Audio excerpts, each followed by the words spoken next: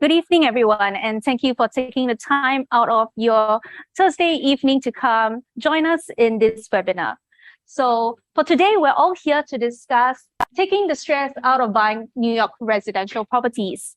My name is Rachel Ho. I'm the Senior Manager of Civils and from the International Residential Services team of Civil Singapore.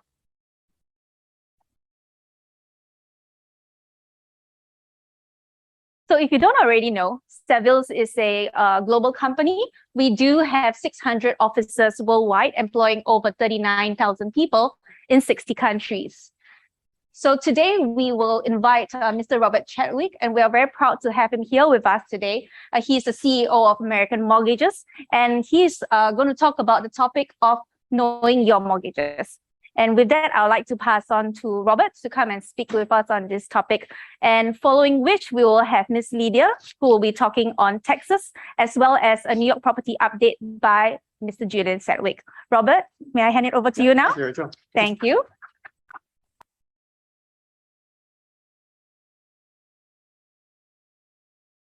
Hi, everybody. Thanks for attending, and thanks to Civils for allowing us to attend the event. Well, my name is Robert Chadwick. I am one of the co-founders of Global Mortgage Group and American Mortgages. Let me start out. So we'll be covering U.S. mortgages for foreign nationals and U.S. expats.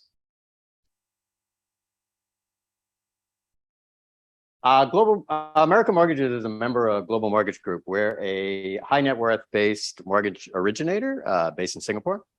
Our American Mortgages' sole focus is foreign national mortgages for U.S. expats and foreign nationals. So 100% of our clients are living somewhere abroad. Oh, sorry. So 100% of our clients are living somewhere abroad, earning their income abroad, and most of the time they don't have any U.S. exposure. So no U.S. credit, no U.S.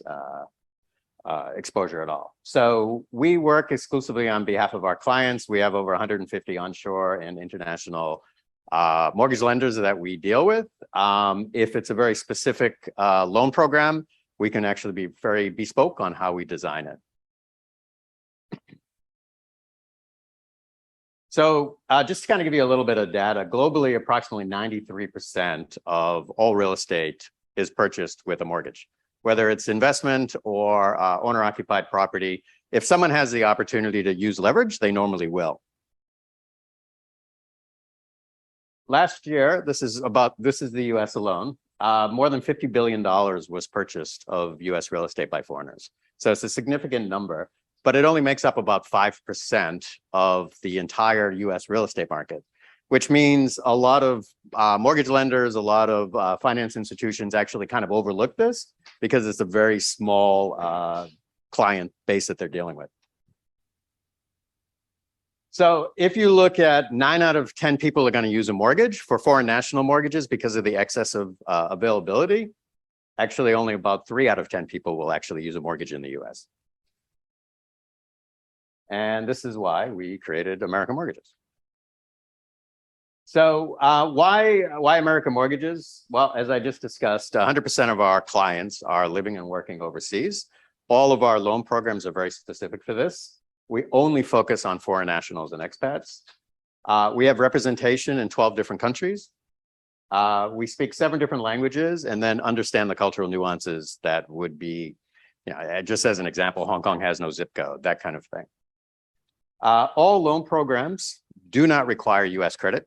So as long as you have credit in Singapore, we can use that credit report in lieu of US credit. Closing documents can be signed without going to the US. So you can open an application, you can close an application all within Singapore. There are various ways to close it, and I'll actually go into that in a little more detail. The most important thing is we have common sense underwriting. So all of our underwriting, as you'll see with our loan programs, they make sense. It's not regulated by all sorts of red tape. It's a very smooth, easy process. Loan programs that are simple and easy to understand.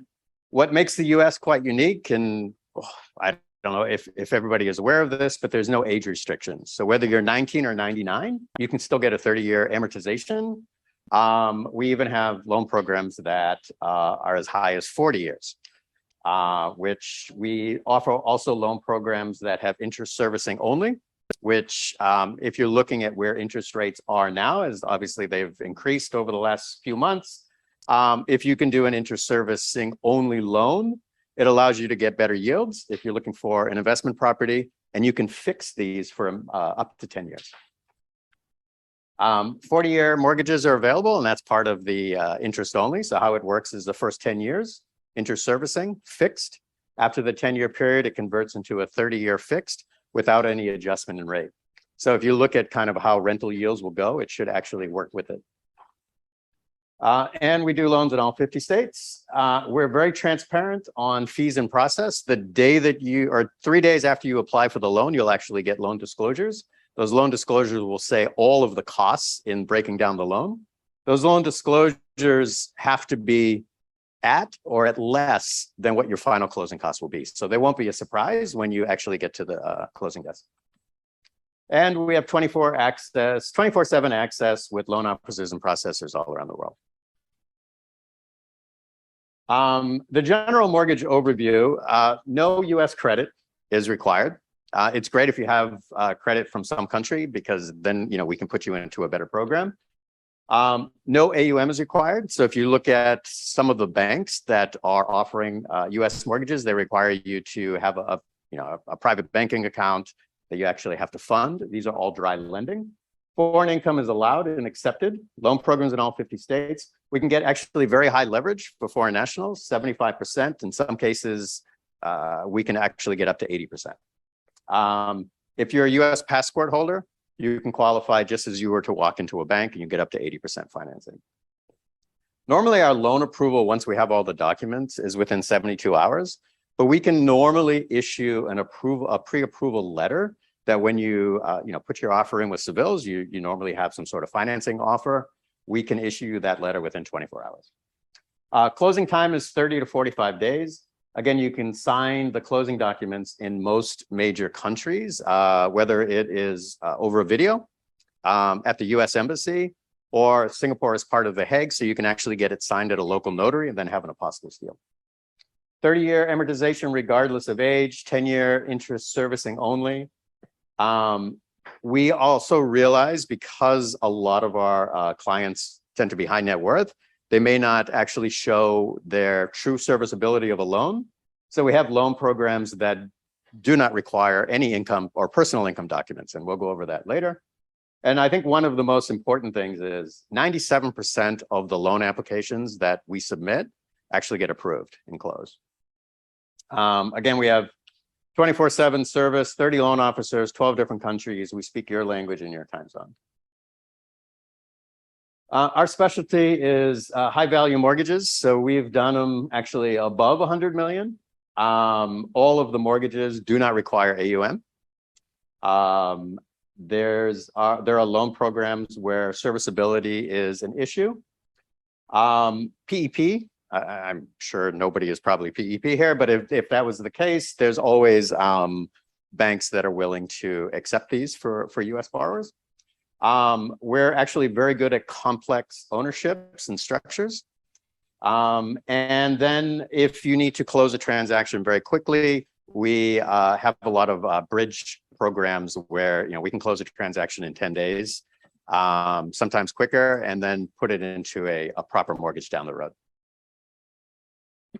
So the loan programs that we have American Mortgage High Net Worth. This is no personal income documents required. So we're not going to ask for your Singapore tax returns. Where there's going to be no AUM required, no US credit. Loan amounts for this program start at 3 million and they go up. The way that you qualify on this, it's quite simple and quite convenient. If you have a liquid portfolio, and a liquid portfolio could be anything from cash to stocks to bonds, we've even got it accepted with crypto. We're going to need 2 months of those statements, and we're going to take an average balance of that as if it was depleted. Now, there is no encumbrance on this portfolio, meaning that once you qualify for that, you show the 2 months of bank statement or the 2 months of statements for this program.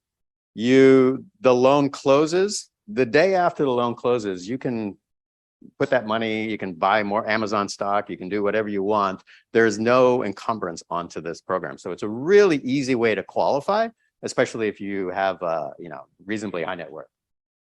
And then on this program, because it's fairly simple, we can close it in 30 days or less. It really just depends on, how fast we can get the documents such as the title and appraisal and so forth. So our investor mortgage, which is probably our most popular mortgage, again, no income is required. When I talked about this common sense underwriting, this is where this comes into play. Again, no AUM required, no US credit required. We have loan amounts as low as 150,000, and it goes all the way up to 3 million, 75% loan to value. You're only going to qualify on the projected rental of the income of the property.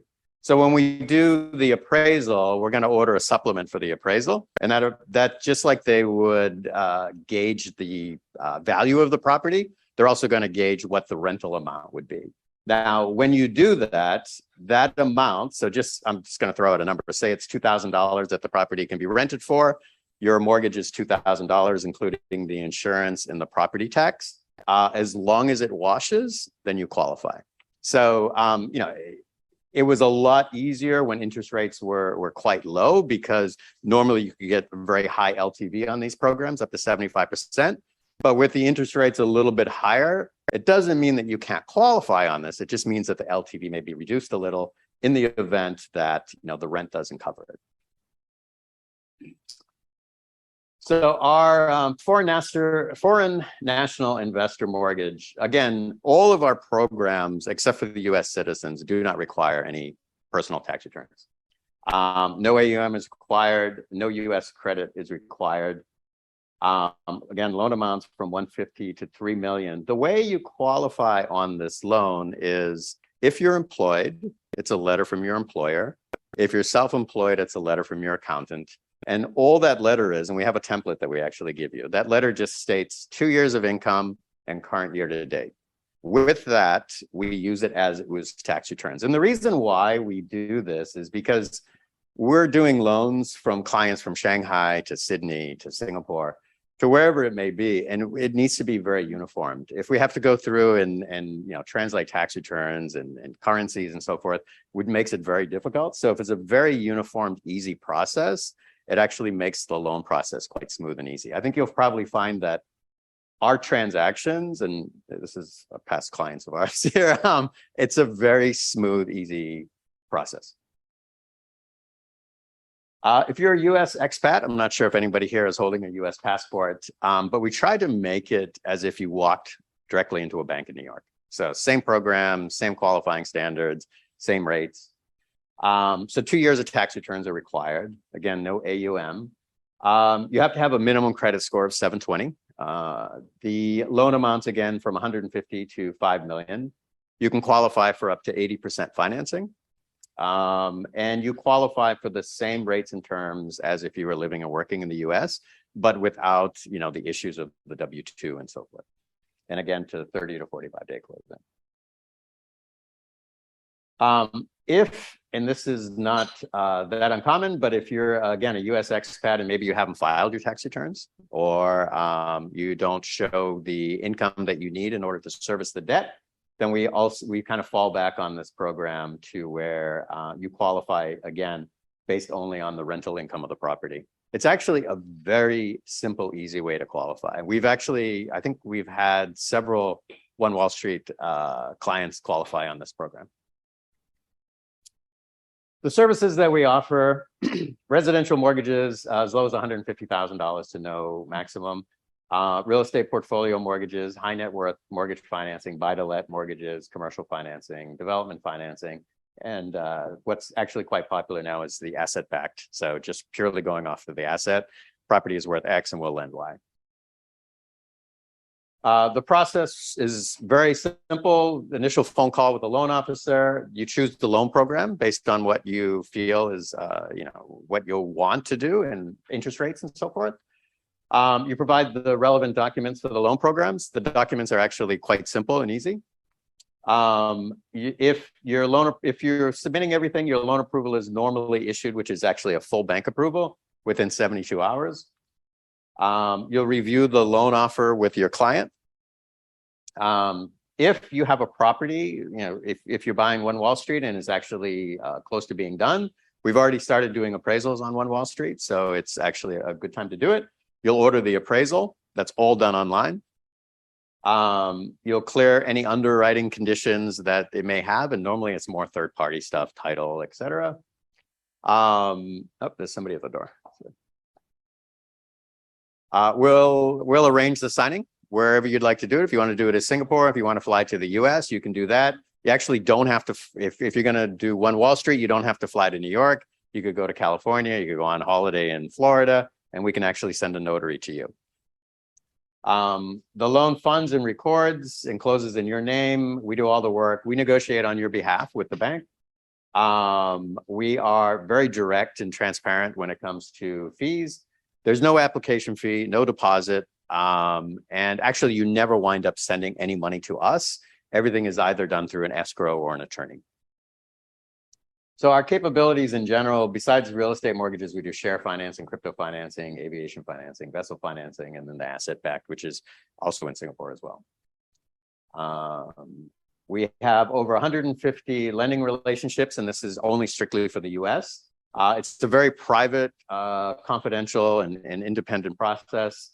We have a very personal, responsive team, so you're actually assigned a specific loan officer that you work with. We can work out a basic underline and some pricing without actually any paperwork. We have international coverage, flexible terms. We're very experienced with high net worth and ultra high net worth. And because we're probably the only company that's doing this globally, outside of the US, it seems like a lot of loans, whether you go through a private bank or whatever, just seem to come back through us anyway. So, thank you. So we'll answer all the questions at the end, just so there's also live streaming, so we can kind of do all that as well. But thank you for your time. And I'm going to introduce Lydia, who is a US CPA living in Hong Kong with also an office in Singapore, only focusing on expats and foreign nationals. Thank you. Hi, everyone. Welcome to this seminar. So I'm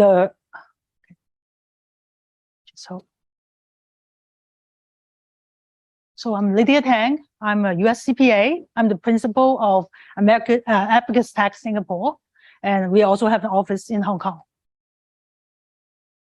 Okay, so as you may all know, there's US taxes for buying US property, but there are many ways which we can help you save some taxes. So first, to introduce ourselves, we are a US tax firm. We mainly focus on preparing US tax returns for our clients, and we also prepare Singapore and Hong Kong and other taxes. So I have been a CPA in Singapore and Hong Kong for the past 10 years. So, and previously I was a CPA working in California for the past 10 years. So I was working for 20 years as a US CPA. So I had my MS in US taxation in California, and I have an MBA. Okay. Oh, sorry. Oh, sorry. Okay, so there may be some, some people may be thinking about US taxes, these horrible monsters and stuff. Actually, it's not. Okay. Oh, thank you. Okay. Okay. Thank you. Okay. Oh, okay. Oh, no. Okay, stand up. Okay. Okay, thank you. I cannot move then, huh? Okay, so what most people think about US taxes? Stamp duty? No, there's no stamp duty. In Singapore, there's stamp duty. In Hong Kong, there's stamp duty, but not in US. How about cooling measures? No, there are no cooling measures. In Hong Kong, if you are foreigners, you might not be able to buy property at a low cost. You have to pay double stamp duty, like 15%. If you are a company, you're paying 30%. But in US, no, you don't need to pay any stamp duties, and they won't, they won't say, oh, you are not a US person, you cannot buy. They allow you to buy as many as you want. You can buy 100 if you have that amount of money, really free. Even in Australia, or in Canada, they are, holding people, or New Zealand, they are holding people to buy property, but not in US. So no matter you are a US person, Hong Kong, Singapore, Indian, Russians, anybody, you can buy property as many as you may want. Okay, global taxation. Yes, there's global taxation, but sorry, only for US citizens. If you're not US citizens, you just buy your property and pay taxes only on your US property. But, there are ways we can help you save your taxes. So we're going to talk about it. So we can take advantage of all those tax deductions. Oh, sorry.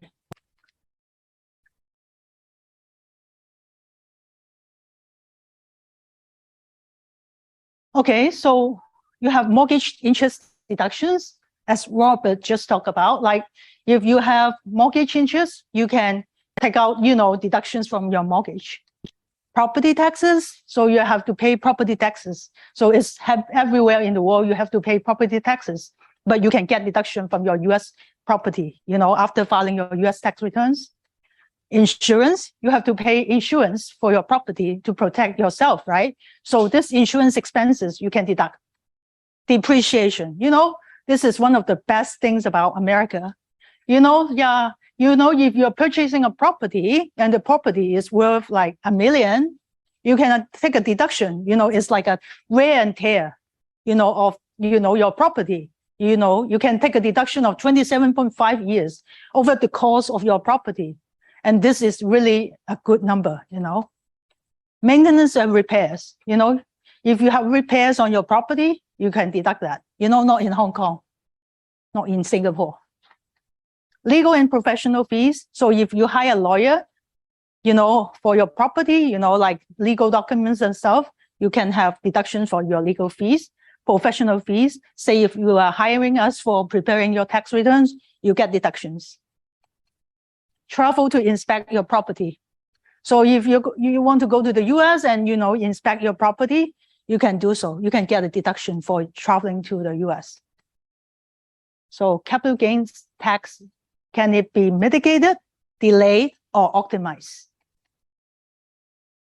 Yes. The capital gain tax, you can try to delay it. There's a very generous, rule for the US. There's something called 1031 exchange. What 1031 exchange works is, if you sell your property and if you have gains, you can delay the paying of your taxes. How you do it? You buy another property with a higher value, not a very high value, maybe like $50,000 more. Still, you can delay and then pay the tax later. However, we have to be honest with you. There are estate taxes with foreigners buying a property. In the US, if you own a property, you have a very good estate tax allowance, but not with the non-resident, or not non-US persons. However, there are ways we can help you to avoid, you can do to avoid your estate tax.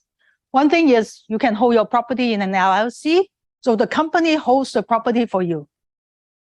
Okay, and then the second thing is, you can ask Robert for help, because you can borrow money, and then the more money, the interest, if it's a debt, you can actually use this for deduction. So say, for example, someone will die anytime, right? So if I die, I have a loan. So I need to pay estate taxes on my property. However, I have a big loan. So, all my loan, I can deduct. So you're not paying a lot on your estate tax. So something about we also need to know, if you are a foreigner, you are buying a US property, there's something called FIRTER tax. How does it work? Foreign Investment in Real Property Tax Act. So this is a tax act for foreigners. How it works is, if you sell your US property somehow in the future, you are supposed to, the agent is supposed to hold some money, some of your profit, so that, you can pay your US taxes. However, you can get it back after you file your US tax returns, after deducting, the cost basis, all the expenses of selling, like, your agent fee, your property agent fee, your cost to improve your property when you want to make it ready for sale, all these costs, you can deduct. And the net income that you got, like after those deductions, you can get back the taxes, the extra income. So usually, you can get it back in 6 months to a year, but you can always get it back. Okay, so US is one of the few countries that doesn't penalize foreign buyer for additional taxes simply because they are foreign buyers. As I just mentioned earlier, like if you're Canadians, if you're not Canadians, they might not allow you to buy a Canadian property. You can buy it, but maybe you cannot buy it in a prime location. In Australia too, in Hong Kong, you need to pay 15% additional taxes, but not in US. So I'm going to give you an example, a case study. So say, for example, a US property is a 1.5 million property. So, first one, year one, your rent is $90,000. So as I just mentioned, there's a depreciation. Depreciation of the property is $54,545, right? And then you have HOA, homeowner associations, mortgage interest, property tax, homeowner insurance. All your total deduction is some $160,000. Because you earn this rent and you're getting this deduction, you're actually having losses. So you do not need to pay taxes on these losses. And these losses, like we are assuming those numbers that don't change. Actually, a few years later, probably the rents will increase. So, but we're making it simple. So this loss will be $70,000 every year. Maybe until the 5th year, you will have $350,000 losses. So these losses actually later, when you sell your property, if there is a big gain like $1 million, that loss will be able to reduce, the actual profit that you have, which will be really good for you. Okay, so as we said here, accumulated losses will be added back to the cost of your property, and the capital gains that you are paying will be lower. But I need to let you know also that when you sell your property, the depreciation you take, you will have to add it back. But also, this is already very favorable if you have such a big loss. Okay. So what are the tax implications and deductions if you choose to keep your property as your second home, or you just want to use it as your primary residence and not rent it out? No tax. You don't need to pay any taxes. If you're US persons, you can deduct your property tax and your mortgage interest in your US tax return. But if you're not US persons, you just keep it and then let the property stay there. So it's good.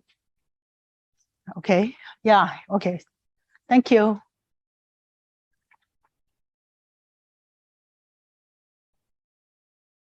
Good evening. Sorry.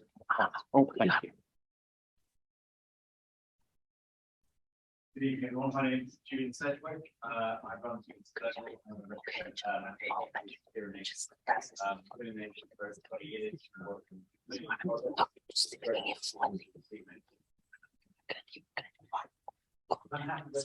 So, okay, thank you. I thought that was taking pictures. Yeah, I was taking something. Oh, thank you. Yep.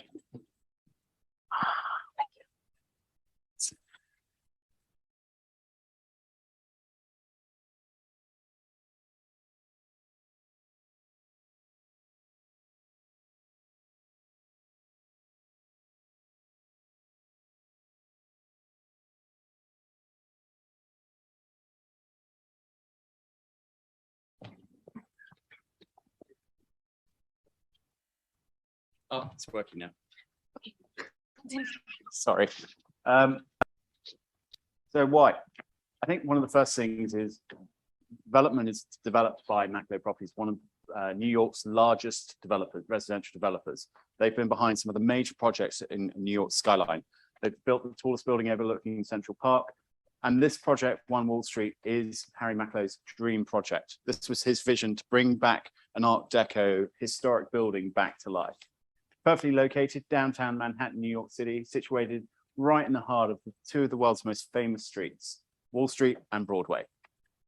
We've seen over $6.4 billion going into the transit infrastructure in downtown, and 30 billion has been invested into the real estate market and infrastructure in the last decade. Since 2000, the downtown has come back to life. It's become a real residential area, and the area has tripled with its residential population. One Wall Street is a treasured 1930s Art Deco landmark, and it's been reborn. So why call this area your home? This is one of the most popular areas, and more popular now so in the last 10 years. New Yorkers themselves call the area FIDDY. It is home to New York Stock Exchange, Federal Reserve Bank, Wall Street. And despite the area being filled with CEOs and entrepreneurs, over 60,000 individuals call downtown home today. From internationally renowned sites and dwellings almost lavish to believe, you step outside the building and everything is on your doorstep. From retail to restaurants to parks to transit, it is all there, and it's all within walking distance of One Wall Street. So what's happening within the prime market, and how quickly are we seeing the recovery? I was speaking to a group, and I was speaking to Douglas Elliman earlier this week, and they always say a line to me whenever I catch up with them. New York housing market looks to have got the memo too, and they certainly have. Recovery has bounced back dramatically in the last sort of 2 years. Since COVID, you look at what's going on in the residential market, we're seeing over 18% growth predicted in 22, and probably will hit above 20 to 21% before the end of the year. The world certainly has reopened, and this market has very much bounced back. Right back at the beginning of the pandemic, we saw a lot of the residents in the area sort of moving out and moving upstate and going to Connecticut, getting out of New York. And there was a big concern. But what the banks, what the commercial buildings, all the companies have done in New York, and especially in downtown, they've made people come back to work. They've brought downtown back to life. And we've seen the pickup come very quickly. You live by the water, you're right on the Hudson. You've got some of the best piers within walking distance from One Wall Street. We have Pier 17, a place to be, lots of live music in the evening, fine dining down at Pier 15 in the evenings, and there's a lot going on. It's everyone's dream to be right on the water, and you step out of One Wall Street and it's right there. You're surrounded by stunning art and architecture. It's filled with sculptures. Everywhere you walk around downtown, you step literally about 2 minutes outside of the building, and you step out the front door. There's the Bull of Wall Street. There are the balloon artists all around the parks, all around the area, and the World Trade Center, the Oculus. There's so much to be seen, and that's the beauty of living in downtown and within One Wall Street, that everything is there on your doorstep. It creates this amazing area to just step out and want to go to a cafe. You see a bit of sculpture, you see amazing architecture, and probably the closest amount of historic architecture that you'll see within walking distance. Buildings are incredible. Not just One Wall Street, you've got the Empire State Building, you've got the Woolworth Building, you've got every bit of architecture there. St. Trinity's Church right next door to us, St. Paul's Cathedral just down the road, Federal Reserve, I can go on, but there is architecture all within walking distance or close proximity to us near One Wall Street. One World Trade Center, the site, behold, the testament to America's strength. It's right there, it's walking distance down the road. Fine dining in abundance, and one of my favorite DeMarco's is right there with some of the most famous people dining in it, from Theodore Roosevelt to Mark Twain to Charles Dickens. Unfortunately, they're not with us today, but they've all graced the doors of DeMarco's. Capriano downtown, home of Harry's Bar, classic Italian specialities. You've got amazing food truck and food parks within walking distance in two of the main parks just up the road from One Wall Street. Everything is on your doorstep with food wise, and from fine dining to real local food, it is all there. Shopping, everyone's favorite pastime. You can spend a day and get lost in Brookfield Place. And you've got Hermes literally around the corner. Every fine brand that you want is there, and it's all within downtown New York. The area, as I mentioned to you just now, is an area rich in history. Speaking of history, financial district streets are home to some of the oldest buildings on the island. It's never witnessed the beauty of Trinity's Church right next door to us. On the lower floors of the west side of the building, if you're sort of floors 5, 6, 7, you have this beautiful clear line view of St. Trinity's and looking up. And it's because of the way the buildings sit, you actually get a really good clear view of some of the best architecture within the area. So what's going on in the market? And what I've done here is I've sort of taken the median sales over the last 10 years. But I think what's a really interesting, now if I get the buzzer, the light to work. Nope, I'll point, it's all right. What we look here at is you've got the median sales prices. And New York has been a bit of a roller coaster. It's been up and down through the financial crisis, through different parts. But if we take a look at the highest point, which was sort of 2019, pre-pandemic, and it really dropped down. The median house price dropped and dropped. We went down below the million mark. But what we're seeing now in the prime market is the bounce back in the recovery and the number of sales, volume of sales. 2021, going into 2021, record numbers, over 4,000, nearly 4,500 sales in that year, in that period. And we're still doing well above the 3.5 mark. And our median price shooting way above the close to 1.2 million. So median sales price rode at a record high, while average sales price reached its third highest we've seen in a long time. And I think if you look here at the sort of the prices, we look at sort of where we were a year ago, Q2 2021, we're at 1.9 million. We're now sitting at a median price of 2.1 million, with up a 5.5% growth. The average price per square foot was sitting at about 1548. We're now sitting at 1670. Our new development prices have also gone up from 2.47 million up to 2.6. It's a 12.3% growth in 12 months. And this growth is continuing. These numbers speak for themselves. But what I really wanted to highlight is the number of sales closed. We take quarter 2 last year, 3,417. We closed over 3,834 in the same quarter. That's 6.9% increase in sales in this year on year. Days on the market, we were sitting at 169 days on the market when properties listed, now 86. And this is a really important thing to look at, is how long a property is sitting on the market for and how quickly it's selling. And listing discount from price. We were taking about a 6.4 average a year ago. We're now taking about 5.5. So we're seeing really strong growth, and there's a lot happening in the market. Some key highlights: we're 10.6% up, median prices, closed prices at 12.2. Local inventory is down by 1.1%. And that's a key thing to talk about in New York at the moment. There is a mass demand for stock, and they're not developing enough new homes. There's no land, there's no new developments coming on. And there's a big crunch about to happen that there won't be enough supply. In the next 5 years, supply is dwindling every year. And that is going to push the market, and that's going to keep these prices going up. When you have a demand and supply issue, when supply is low and demand is high, it keeps the market very volatile. It keeps it going very strongly, and we see it. And you can see it in the numbers as they grow as well. If we look at the market, it's sold above list price. So months of supply versus sort of the actual price, the last list price. We look, the highest point was at 32%, which was about 20 months of supply in 2015. The supply is really dropping down here. Sorry, it's peaking up, sorry. The list prices dropped down. So stuff that's going on the market, selling above list, is the highest point selling above was in 2015. Now, beginning of 2021, it's all selling. Beginning to creep up a little bit, but it's still, you know, in 5 months supply, it's still there and it's still doing well. So we talk about supply and we look at sort of the price brackets. Where does one Wall Street sit? We sort of sit from our starting prices of $1 million. We go all the way up to sort of into this bracket here. And if we look at the condo, which is the gray months, you can see the month of supply and how much stock is in the market at the moment. It is the Co-op, which is a very historical type where you vote to be in the building, versus your condo, which is your developments such as One Wall Street and all the new builds. And if we look at the resales matrix, and I just wanted to highlight, even with the resales market, so this is secondary stock coming back in the market and coming to be sold. If we look at the numbers again, you know, Q1 last year, we were sitting at about 1.7 million, now sitting at about 1.76. The number of deals closed, again, is on the rise from 3,000 up to 3,001.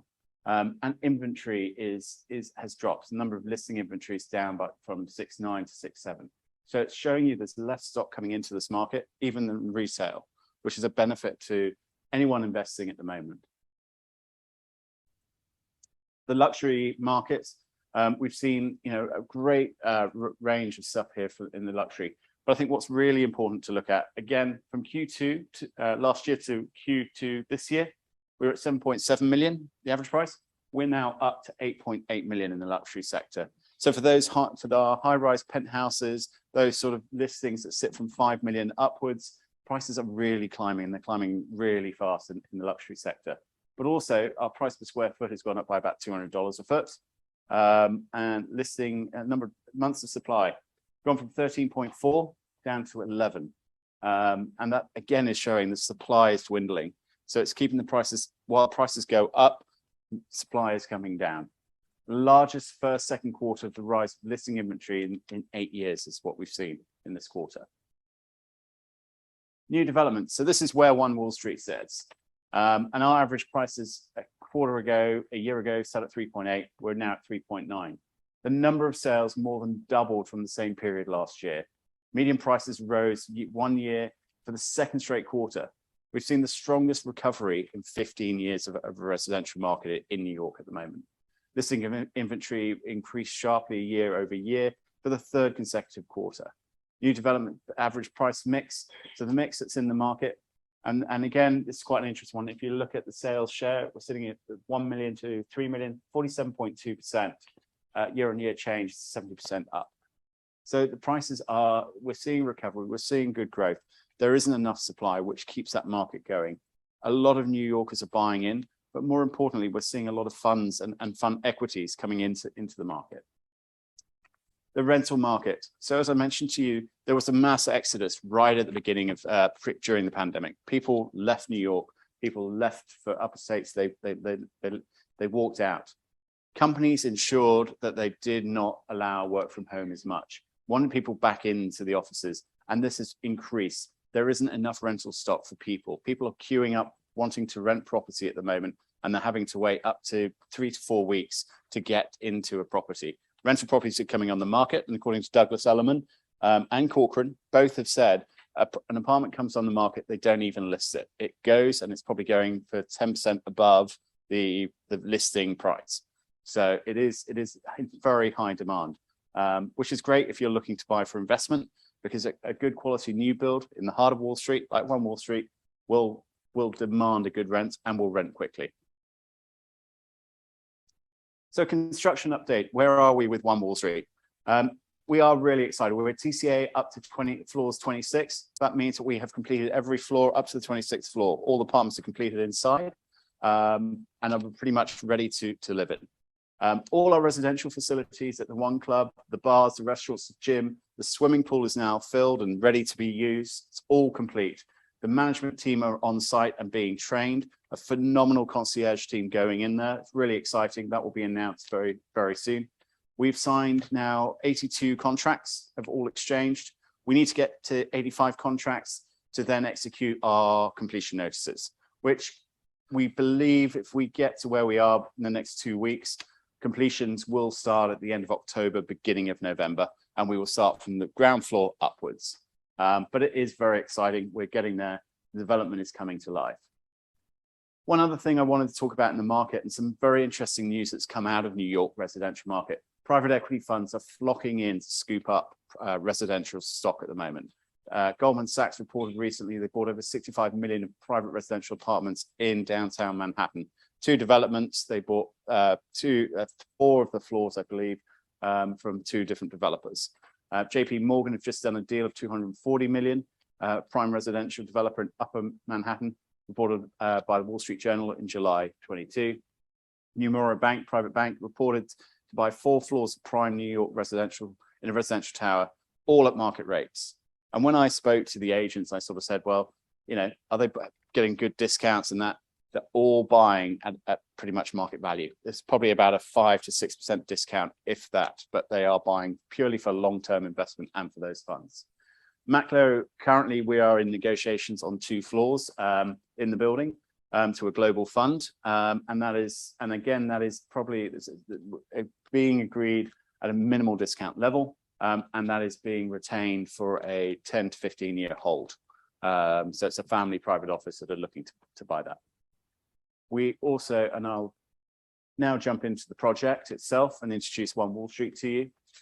So I wanted to just read something out to you, which was read by the New York Wall Street Journal reporter at the grand launch of One Wall Street, which I think sums up the project itself. One Wall Street is one of the finest pre-war condo conversion developments in all of New York City. During the Roaring '20s, the Irving Trust Company, then the nation's 5th largest bank, assembled at the site of the financial district's premier site. And in 1931, the bank erected its 50-story tower, 654 foot, the tallest headquarters, then stood the 10th tallest building in the world. World-renowned architect Ralph Thomas Walker, dubbed the architect of the century because he created One Wall Street as an Art Deco icon and announced multi-awards winning from the American Institute of Architects, wrought in a tower of understated yet opulent Art Deco style. The walls clad with undulating limestone, carnivorous red room on the ground level, banking hall, seen like no other, clad in red and orange golden mosaic tiles, and a matching white room clad in a more mother of pearl, seashells, and beacon-like pinnacle. This is One Wall Street. And when Macklowe took over the building, their idea was to transform such a beautiful icon into a modern new residence. And that's what we've done over the time. We're creating over 50 stories of 556 apartments. Team behind it, we've got Macklowe Properties, famous for their elite portfolio of Manhattan real estate, including the iconic Glass Cube Apple Store, which you've probably all seen, and also 5th Avenue and 432 Park Avenue, which sits right in the heart of New York. Some of these buildings are the most iconic of New York skyline, and One Wall Street is about to become the next one. We have Slice Architects, who are been one of New York's most famous architects firms around and globally renowned, in the business for over 75 years. They brought in Midas Architects to help with the restoration of that Art Deco building. They are the most famous architects you can get that understand how to bring to life that Art Deco limestone and restore a building of this nature. Interior architects designed by Deborah Burke and Partners and Ashton Leonardo. Again, Ashton Leonardo very much focused on the Art Deco features, and Deborah and Burke on the main interiors. Art Deco masterpiece, one great building at the time. As I mentioned, it was built and designed as a token, as a symbol of the Irving Trust Company when they bought the site. They wanted something that would stand strong and prominent at the beginning of Wall Street. So as you came into Wall Street, you would always notice it. And that's what One Wall Street is today. The building itself, it's not many places in the world where you can buy into a piece of history, but also live in a brand new build internally. So the building is an Art Deco building, but internally it is a complete brand new condo development. We have so much retail in this building, and we're really excited.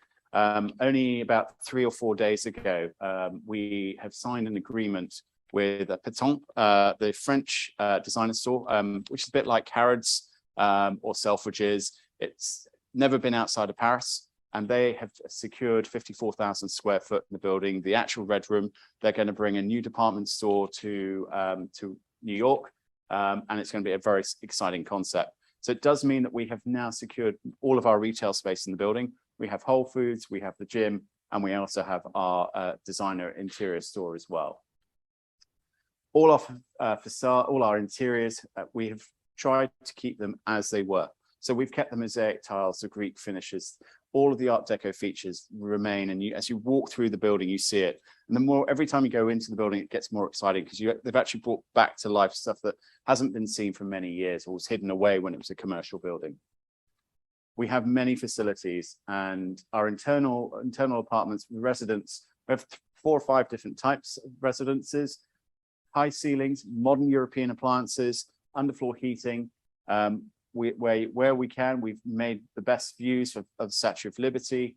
You've got terraces, so we've used as much outside space as we can to really bring to life the apartments. The One Club. This is over 170, let me get it right, 176,000 square foot of facilities within the building.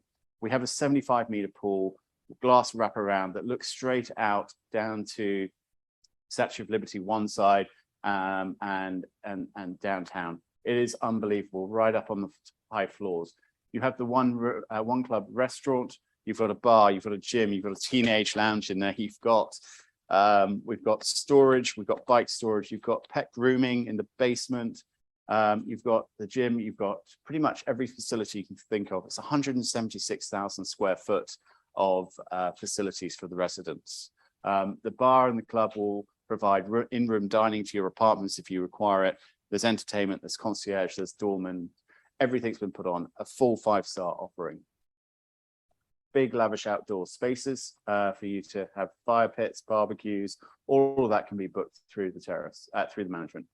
Whole Foods within the building. So we have the Whole Foods supermarket, which sits on Broad Street and goes straight out. And residents have their own private entrance through the building. So you've got your supermarket, lifetime gym, all complimentary membership to all residents within the building. So you've got your Pilates, your yoga, you've got the full Zen spa, you've got the full experience in here.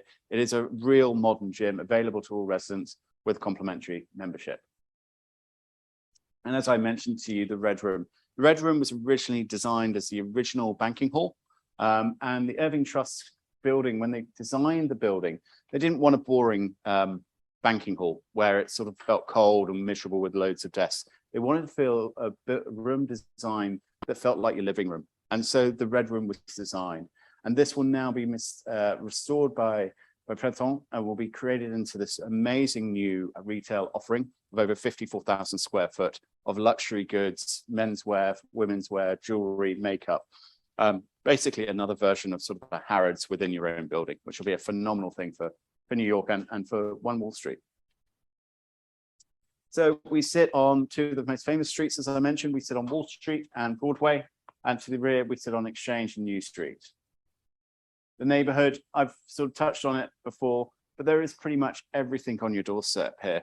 Location-wise, you've got at least 2 Michelin-star restaurants, 6.4 billion invested in downtown transit, 4 major food halls, 7 farmers markets, access to over 30 miles of east side and west side cycling paths, 13 subway lines, 20 ferry routes, whichever way you want to travel, and more importantly, the heliport to get you out to the Hamptons for the weekend in the summer. Very important indeed.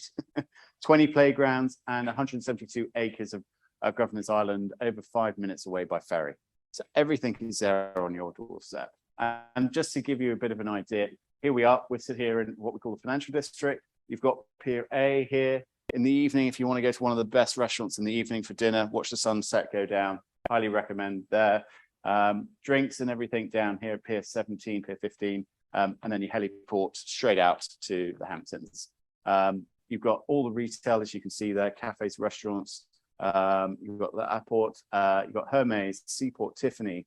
I can go on. Number one being Brookfield Place, literally about a 10 to 15 minute walk away from the development, and you get lost in there for a full day's shopping. Landmarks downtown, we've talked about it. Probably the most iconic being Trinity Church, sitting right next door to us. You got Federal Hall, which is walking distance away from us, and the Federal Reserve, of course, and many more. You know, down to the Battery, which is a massive big park, great green open space. I could go on, and I won't bore you too much. The great outdoors, as I mentioned to you, I don't know many developments where there's over 9 or 10 parks on your doorstep.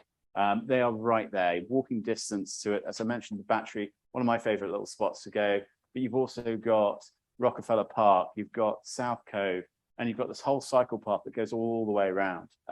It's all there. The East River waterfront Esplanade as well. Phenomenal. And then 13 subway lines, 30 bus routes, 6 ferry lines, 20 ferry routes, and 28 city bike stations. There's a city bike station right outside. I'm just going to play a little video now.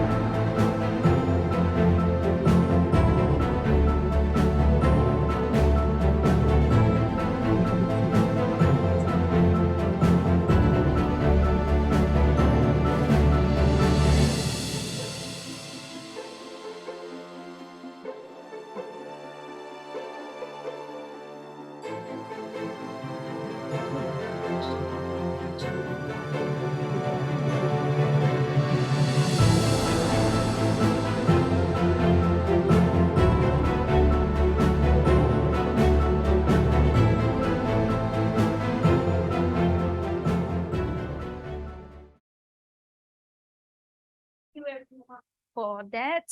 So Julian, now we have come to the Q&A section. I'll just like to invite all our speakers up front so that we can start. We can open the floor to questions, as well as I'm taking some questions from the audience online as well. But just for your information, these are our contact details. And if you want to, you can scan our QR code to like Seville's, Singapore's, Lincoln, as well as Facebook page. So I'll just take one question from the audience online first. Okay. This one would be posed to Robert. Robert, how would the rising interest rates impact residential property values in the coming years? Actually, I think with rising interest rates, as long as the yields or the rental rates are rising faster, which they are, and I think Julian can state this as well, I don't think we're going to see a slowdown in the property purchases, which will actually increase the values of the properties. 100%. Yeah, I think you're very spot on. I would say we're seeing the rate of rentals and the yields increasing. It should be Yeah, we've actually seen an increase in applications, and I think mainly. Sorry, I'm standing this way. Sorry, Julian. Oh, okay. Anyway, we're seeing actually an increase in rental applications because the yields are actually much higher now than they were when rates were 3%. So, thank you very much. Okay, maybe we can open the questions to the floor. Anyone in the audience have anything to ask? Yes, ma'am. Okay, sure. Thank you. From her presentation, it sounded like buying a property in New York as a foreigner has got far more advantages than a local. They're the same. They're the same, but you say we don't have to pay taxes, whereas the local would have to pay. They have to pay taxes, but you have deductions. You have to pay. You have deductions. Yeah. So. Yeah. Yeah, U.S. persons like I'm a U.S. citizen. If I have properties in Hong Kong, China, everywhere, I have to pay global tax. But like for you or for anybody who is not a U.S. person, you only pay taxes on your U.S. property only. Yeah. Okay, so they are a foreigner, Mm-hmm. and I have a daughter who's a PR there. Mm-hmm. Is it better to buy in her name or my name, or it doesn't make a difference? You know, as I just mentioned, right, there are ways that you can delay your paying of your taxes, right? Yes, So either way is fine. Either way, it's the same. Yeah. well, I think the good thing about the U.S. is it doesn't matter if you're a U.S. citizen or a foreign national. you take advantage of the same tax structure and the same discounts as you would regardless of the tax code. And that's a very unique feature of the US, the tax code. I think people have a very different misconception of what US taxes are. It's certainly not as Daunting. daunting as yeah, it's certainly not as daunting as it would be in many countries. And I think if you look at estate tax, if you talk about the UK, what they just announced is they're taxing people globally on what they own on the debt. In the US, it's a much better option if you're looking at investment properties. Yeah. Okay, thanks. I think in relation to that as well, since you, the lady asked, is it, okay, just let me bring up that.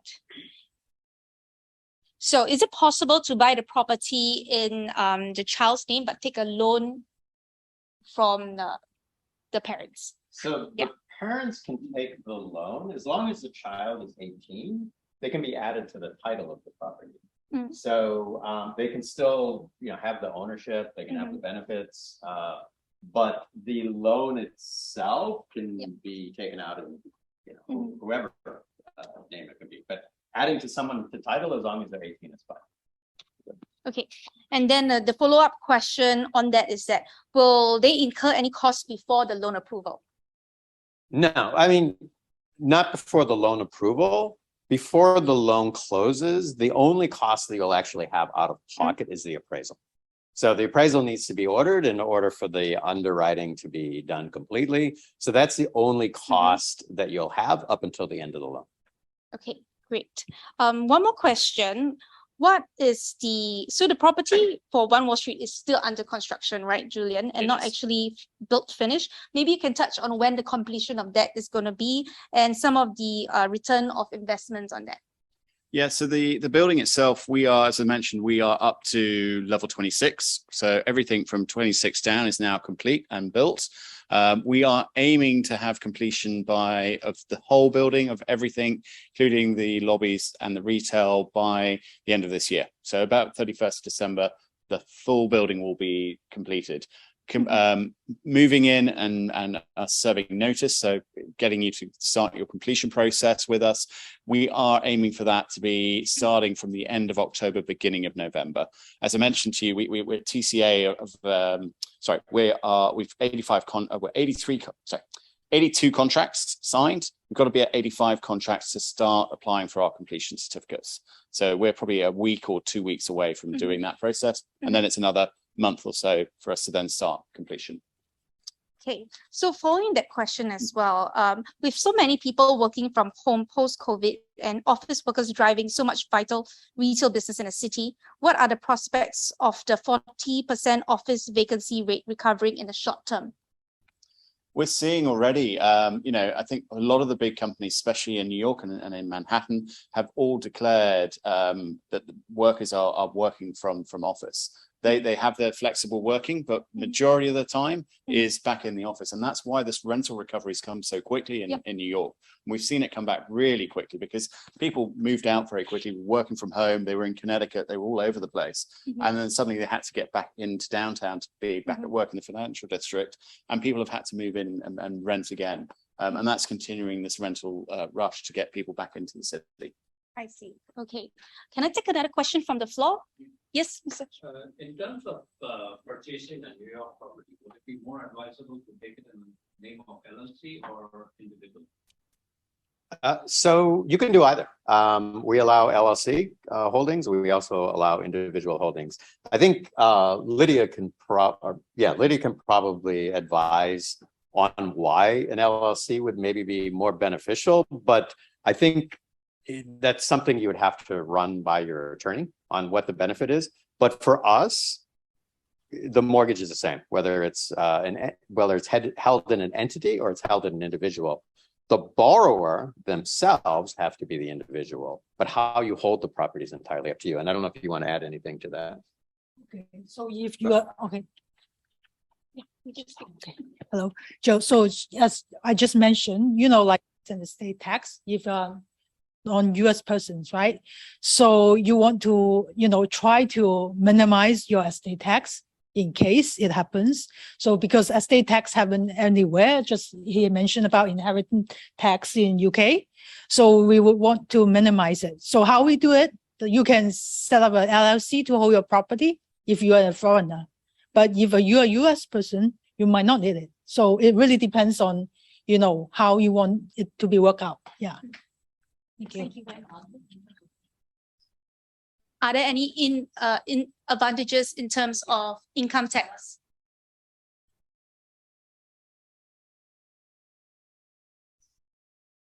Actually, if LLC, the tax will be a little bit higher, but as we have done that, like example, the case study, actually you're not paying any taxes, right? I have a client who held like 6 properties in New York. They're not paying taxes. No, state taxes, like estate taxes, we will pass one day, right? Oh, no. Income tax. State. Yeah. State, there is a New York state tax and there is a federal tax. So there are 2 tax returns. You will need to. Yes, but however, as we mentioned about the case study, the federal tax, normally with all this income and deductions, you're not paying any. You just need to file your returns. If with the New York one also, because with all those deductions, you are not actually paying taxes. But you need to, because this is the state and the federal requirement. And how is property tax levied? So the many property tax is according to like the city or the county, it's a certain percentage of the property's assessed value each year, And what percentage is that? Do we know? It could be 1.68 to 1.73. It's not as bad as the medium rate, of the whole US assessed value. I think the good, again, the positive thing about the US is you have the same tax deductions as a foreign national as you would as a US citizen. Yes. So you can write a lot of this off, or, as Lydia was saying, you can actually show almost a loss that'll carry forward throughout the years. So there is no limit for the loss because you have the loss, right? If you sell it later, you will add up to your cost, so then your gain will be low. But I just mentioned about the depreciation you have taken, it will be recaptured back as well. So but in the end, that's actually a really favorable situation for you as, a renter. Yeah. Sorry. The carry forward of the loss applies to both the individual and the LLC or just the LLC? Both. Both? Yeah. Okay, so yeah, go ahead. It's interesting that it carries forward even for the individual. Yeah, of course, right? US is fair, I have a question for, I can speak on. I have a question for Robert. So I guess we all know that New York's the center of a lot of good education, good high schools, good colleges. And I guess a lot of parents would want their kids to go to these schools and upon graduation, 18 or whatever. Are there any benefits sort of building credit, for example, if there's a mortgage in their name? that's actually a very good question. If you want to add a child to a mortgage, as long as they're 18, it allows them, say they're going to school, NYU, we have a gentleman here, his son's going to NYU. If you want to add them to the mortgage, they can start developing credit history. So if they choose to stay in New York after and they want to work, as everybody knows, you can't do anything in America without credit. And if you have bad credit, it's, you're in big trouble. Okay, I think we have one question for Julian. What sort of buyer profiles are there currently in New York, and maybe for One Wall Street as well? So yeah, One Wall Street at the moment, we've got a bit of a mix in the building. We have got a lot of, probably about 30% is investment, but the remainder is owner occupiers, and that is a lot of New Yorkers buying. We've got some larger properties up in the higher part of the building, sort of 3, 4, 5 beds. And we're getting a lot of New York families looking at it because it is an Art Deco building. Fiddy is a really new, cool area. And a lot of the older families want to be in this location because it's just easier to get to the office. We've got a good mix of parents working in the financial district during the week and then flying out to Connecticut for the weekend with the families. So they're using this sort of pied-à-terres as well. So there's a real good mix. It's not all rental investors in the building. We have tried to keep it, but we've found in a way that owner occupiers seem to be more popular, and it's the design of the building. We've got some large apartments in there, so it attracts the local market. Okay, and one question as well for you. Do you think New York real estate is slowing down? I think probably from your market update early on, maybe he missed that portion of it, but the answer is no, right? Definitely no. Yeah. I think, as I mentioned, there's a massive supply issue, and that's not going to be addressed for the next 10 years. So it's only going to see the prices keep going. I think if I was here in a year's time doing the same sort of presentation, we'd just see the upward curve going upwards even more. I think probably because the sentiment out there is that everybody's saying a recession is coming. So the sentiment is that people are going to be more cautious. Maybe the market will be slowing down. But in the case as you have showed earlier with all the research reports, it is not that. It is not that. It's not. And I think also the fact that the big funds, the big banks are all investing, they're not going in and buying at heavy discount. They're buying at 3-4% market rate. And that's a big indicator. They've got a long-term view. Goldman Sachs, JP Morgan are all in there. They're all buying and they're taking that long-term view. So it gives, good feeling that the market, the people at the top and the banks know what they're doing.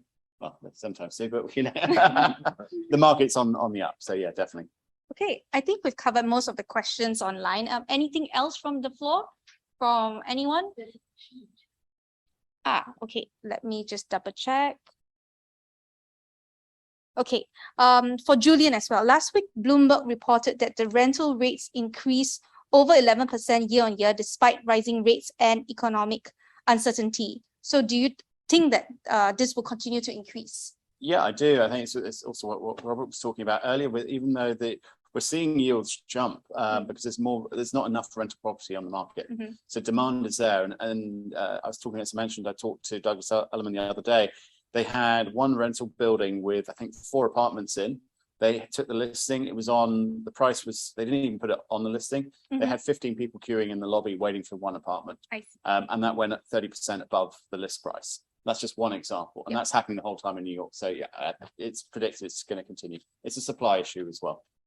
Thank you very much. So we are at the end of our Q&A. Thank you so much, everyone, for taking time to attend. Every one of our speakers here will be hovering around later. So if you have any more questions, you can actually approach us one-on-one to ask. So thank you very much. And thank you to the audience online as well. And we hope to see you next time if we have another seminar. Thank you and goodbye. Thank you very much.